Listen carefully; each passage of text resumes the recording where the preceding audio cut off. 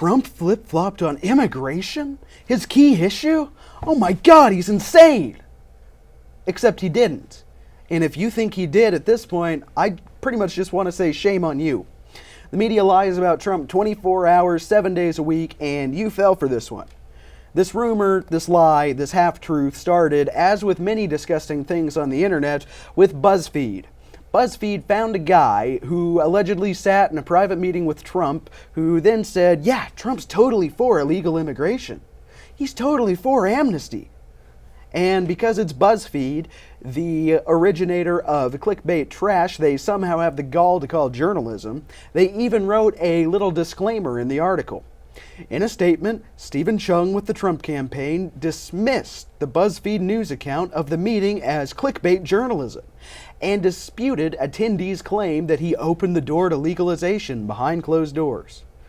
Clickbait journalism, that's a little bit kinder than I want to be. And then Trump, a couple days later, in typical Trump fashion, asked a question to the audience during his Sean Hannity town hall.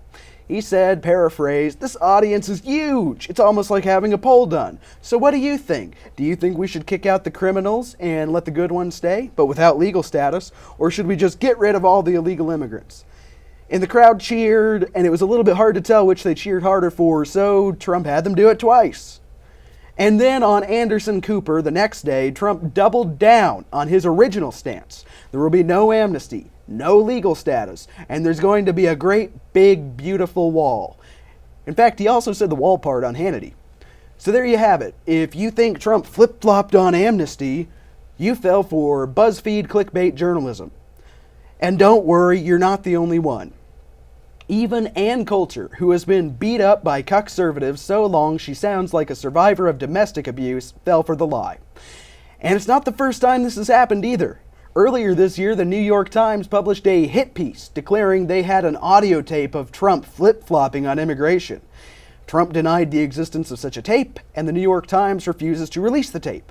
Now, think about this. Why would the New York Times refuse to release a tape that could potentially end the Trump campaign? And by the way, this was all the way back in February. They could have effectively ended Trump's campaign in trying for Cruz or Kasich to win the nomination.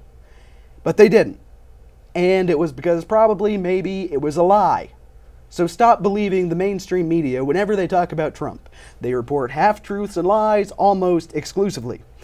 And that's why I always give you my sources, and why I encourage everybody to look for the original source.